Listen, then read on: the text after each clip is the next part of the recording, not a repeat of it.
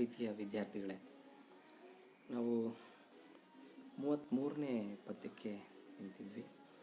ಇಲ್ಲಿ 33ನೇ ಪದ್ಯದಲ್ಲಿ ದುರ್ಯೋಧನ ಕೃಷ್ಣನನ್ನು ಹೇಗೆ ಹೀಯಾಳಿಸಿ ಮಾತನಾಡ್ತಾನೆ ಅನ್ನೋದನ್ನು ನೋಡಿದ್ವಿ. ಅವನು ಅಲ್ಲಿಗೆ ನಿಲ್ಲದೆ ಮತ್ತು ಕೂಡ ಅವನನ್ನು ಹೇಗೆ ಇನ್ನೂ ಹಂಗಿಸಿ ಮಾತನಾಡ್ತಾನೆ ಅವನ ಕುರಿತಾಗಿ ಅನ್ನೋಂಥದ್ದು ನೋಡಿ. 34ನೇ ಪದ್ಯ ಭಾಳ ಚೆನ್ನಾಗಿದೆ, ಗಮನಿಸಿ ನೀವು ಅಲ್ಲಿ ಸ್ಕ್ರೀನ್ ಮೇಲೆ. ಅನಿಮೇಷಾದ್ಯವತಾರಂ, ಅನಿಮೇಷ ಆದ್ಯವತಾರಂ ತನಗಾಯಿತು, ದಶಾವತಾರಂ ಅನಿತರೋಳ್ ಇರದ ಅರ್ಜುನನ ರಥಂ ಎಸಪ ಪನ್ನೊಂದನೆಯದು ಸೂತಾವತಾರಮಂ ಹರಿಗಾಯ್ತೆ. ಇಷ್ಟು ದಿನ ನಾನು ಕೇಳಿದ್ದು ಕೃಷ್ಣನಿಗೆ 10 ಅವತಾರಗಳು ಅಂತ. ಇಲ್ಲಿ ಎಂಥ ಒಂದು ವ್ಯಂಗ್ಯ ಇದೆ. ಅನಿಮೇಷ ಆದ್ಯವತಾರಂ, ಅನಿಮೇಷ ಅಂದರೆ ಮತ್ಸ್ಯಾವತಾರ, ಮತ್ಸ್ಯಾವತಾರಾದಿಯಾಗಿ ಬೇರೆ ಬೇರೆ ಒಟ್ಟು 10 ಅವತಾರಗಳನ್ನು ಈ ಕೃಷ್ಣ ಹೊಂದಿದ್ದಾನೆ ಅಂತ ಕೇಳಿದ್ದೆ ನಾನು. ಆದರೆ ಈಗ ಇನ್ನೊಂದು ಅವತಾರ ನನಗೆ ಕಾಣಿಸ್ತಾ ಇದೆ ಕೃಷ್ಣನದು. ಏನು ಅಂತಂದರೆ, ಅನಿತರೋಳ್ ಇರದ ಅರ್ಜುನನ ರಥಂ ಎಸಪ ಪನ್ನೊಂದನೆಯದು ಸೂತಾವತಾರಮು. ಇನ್ನೊಂದು ಯಾವುದೋ ಅವತಾರ ಅಂತಂದರೆ ಅದು ಸೂತಾವತಾರ, ಅಂದರೆ ಸಾರಥಿಯ ಅವತಾರ. ಹೇಗೆ ಸಾರಥಿಯ ಅವತಾರವನ್ನು ಪಡ್ಕೊಂಡಿದ್ದಾನೆ ಕೃಷ್ಣ? ಈಗಾಗಲೇ 10 ಅವತಾರಗಳನ್ನು ಆತ ತಾಳಿದ್ದಾನೆ. ಇದು ಎಲ್ಲರಿಗೂ ಗೊತ್ತಿರ್ತಕ್ಕಂಥದ್ದು, ಜನಜನಿತವಾಗಿರ್ತಕ್ಕಂಥದ್ದು. ಆದರೆ ಅರ್ಜುನನ ಸಾರಥಿಯಾಗುವ ಮೂಲಕ 11ನೆಯ ಅವತಾರವನ್ನು ಈಗ ಕೃಷ್ಣ ತಾಳಿದ್ದಾನೆ. ಅದು ಸೂತಾವತಾರ.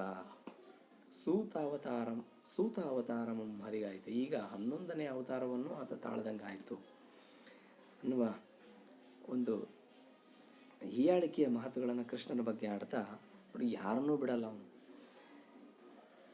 ಎಂದು ದುರ್ಯೋಧನಂ ಕಪಿರಾಜನುಮಂ ಕಂಜೋದರನುಮಂ ನಿರಾಕರಣಂಗೆ ಇದು ಅನಿತರೊಳಂ ಮಾಂಡು ಸೈರಿಸಲಾರದೆ ಸಮರೋದ್ಯೋಗಂ ಗೆಯ್ಯೆ ಸಂಜಯನ್ ಅಂಜದೆ ಮಾರ್ಕೊಂಡು. ಹೀಗೆ ಆತ ಕಪಿರಾಜನುಮಂ ಅಂದರೆ ಹನುಮಂತನನ್ನು ಬಿಡಲಿಲ್ಲ, ಹನುಮಂತನನ್ನು ಈಗಾಗಲೇ ಬೈದಾಯಿತು. ಕಂಜೋದರನ್, ಈ ಕಂಜೋದರ ಅಂದರೆ ಕೃಷ್ಣ, ಯಾಕಂದರೆ ಕಂಜ ಅಂದರೆ ತಾವರೆ ಅಂತ ಅರ್ಥ. ತಾವರೆ ಅದರಲ್ಲಿ ತಾವರೆಯಲ್ಲಿ ಜನಿಸಿದವನು ಕಂಜೋದರ, ತಾವರೆಯ ಉದರವನ್ನು ಹೊಂದಿದವನು ಅಥವಾ ನಾಭಿಯಲ್ಲಿ ತಾವರೆಯನ್ನು ಹೊಂದಿದವನು ಅನ್ನುವ ಅರ್ಥದೊಳಗಡೆ ನಾವಿಲ್ಲಿ ಕೃಷ್ಣ ಅಂತ ಪರಿಭಾವಿಸ್ತೀವಿ. ಕಂಜೋದರನು ನಿರಾಕರಣಂಗೆ ಇದು ಅನಿತರುಳಂ ಮಾಂಡು ಸೈರಿಸಲಾರದೆ. ಅವನಿಗೆ ಎಷ್ಟು ಕೋಪ ಇತ್ತು ಅಂತಂದರೆ,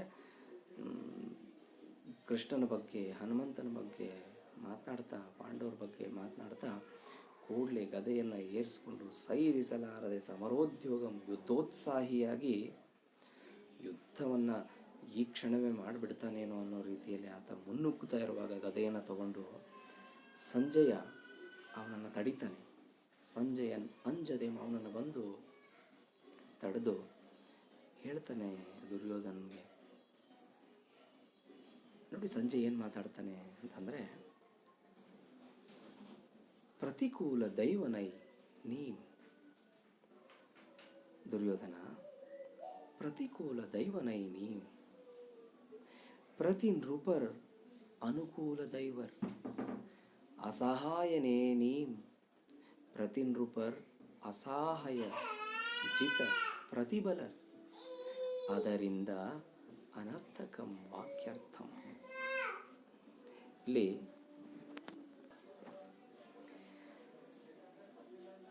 ಇಲ್ಲಿ ನಿನಗೆ ದೈವ ವಿರೋಧವಿದೆ. ಪ್ರತಿಕೂಲ ದೈವನೈ, ನಿನಗೆ ದೈವ ವಿರೋಧವಿದೆ.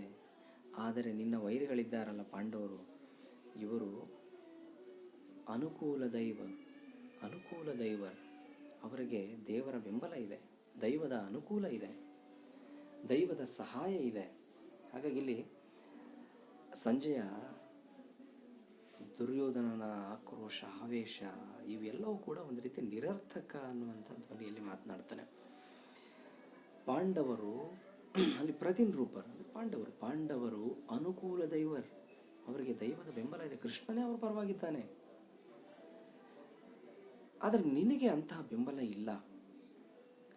ಅವರ್ ನೋಡಿ ಅಲ್ಲಿ ಇನ್ನೊಂದು ಹೇಳ್ತಾನೆ, ಅಸಹಾಯನೇನಿ ಪ್ರತಿನೃಪರ್ ಅಸಹಾಯ ಜಿತು ಪ್ರತಿಬಲ. ಅಷ್ಟೇ ಅಲ್ಲ, ಅವರು ಯಾರ ಸಹಾಯವನ್ನೂ ಪಡೆಯದೆ ಗೆಲ್ಲುವ ಸಾಮರ್ಥ್ಯವನ್ನು ಉಳ್ಳವರು. ಆದರೆ ನಿನಗೆ ಅದು ಸಾಧ್ಯವೇ? ಅದು ನಿನ್ನಿಂದ ಸಾಧ್ಯನಾ?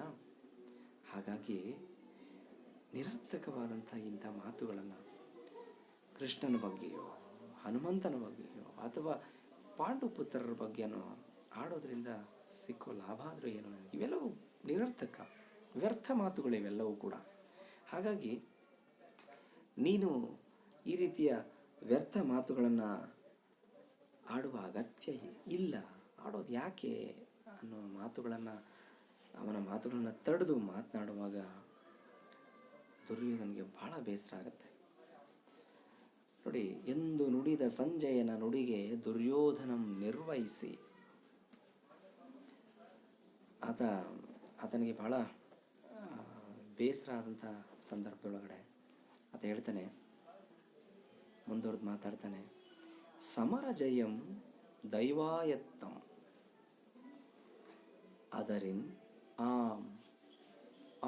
ನೋಡಿ ಅದರಿನ್ ಆ ಪುರುಷಾಕಾರಂ ಯಮಗಾಯ್ತು ಈಗಳ್ ಯಮನಂದನಾದಿಗಳೋಳ್ ಒಂದೇ ಮೆಯೋಳ್ ಆನ್ ತಿರುವೆನ್ ಎನ್ನ ಚಲಮಂ ಮೆರೆವೆಂ. ಏನು ಹೇಳಿದೆ ನೀನು? ಅವರಿಗೆ ದೈವದ ಅನುಕೂಲ ಇದೆ ಅಂತ ಹೇಳಿದೆ ಅಲ್ವಾ ಸಂಜಯ? ಸಮರಜಯಂ ದೈವಾಯತ್ತಂ. ಹೌದು, ಈ ಕುರುಕ್ಷೇತ್ರ ಭೂಮಿಯಲ್ಲಿ, ಯುದ್ಧ ಭೂಮಿಯಲ್ಲಿ ದೈವದ ಪರವೇ ಜಯ ಅಲ್ಲವೇ? ಆದರೆ ನನಗೆ ದೈವಕ್ಕಿಂತ ಹೆಚ್ಚಾಗಿ ಪುರುಷ ಪ್ರಯತ್ನದಲ್ಲಿ ನಂಬಿಕೆ ಇದೆ. ದುರ್ಯೋಧನ ಛಲವನ್ನು ಮೆಚ್ಕೋಬೇಕು ನಾವು. ಪುರುಷಾಕಾರ, ಪುರುಷ ಪ್ರಯತ್ನ. ನೀನು ಹೇಳ್ತೀಯ ದೈವದ ಬೆಂಬಲವಿದ್ರೆ ಮಾತ್ರ ಜಯ ಸಿಕ್ಕುತ್ತೆ ಅಂತ. ಆದರೆ ಅದನ್ನು ಬಿಟ್ಟು ನಾನು ಮಾತನಾಡ್ತೇನೆ, ಪುರುಷಾಕಾರಂ ಯಮಗೆ ಆಯ್ತು ಈಗಳ್ ಯಮನಂದನಾದಿಗಳೋಳ್ ಒಂದೇ ಮೈಯೋಳ್ ಆಂತಿರುವೆನ್.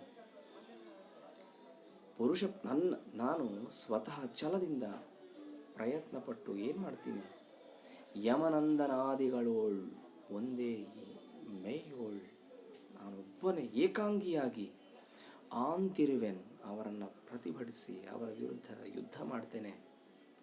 ಎನ್ನ ಛಲಮಂ ಮೆರವೆಂ, ನನ್ನ ಹಠ ಎಂಥದ್ದು, ನನ್ನ ಛಲ ಎಂಥದ್ದು ನಾನು ತೋರಿಸ್ತೀನಿ ಈ ಯುದ್ಧದಲ್ಲಿ. ಯಾವ ದೈವದ ಬೆಂಬಲವೂ ಇಲ್ಲದೆ ಪುರುಷ ಪ್ರಯತ್ನದಿಂದ ಗೆಲ್ಲೋದು ಹೇಗೆ ಅನ್ನುವಂಥದ್ದನ್ನು ಆ ಪಾಂಡವರನ್ನು ಸೋಲಿಸುವ ಮೂಲಕ, ಪಾಂಡವರ ವಿರುದ್ಧ ನಾನು ಗೆಲ್ಲೋದ್ರ ಮೂಲಕ ನನ್ನ ಛಲವನ್ನು ಮೆರಿತೇನೆ ಎನ್ನುವ ಮಾತುಗಳನ್ನು ಆಡ್ತಾ ಮುಂದುವರೆದು ಹೇಳ್ತಾನೆ.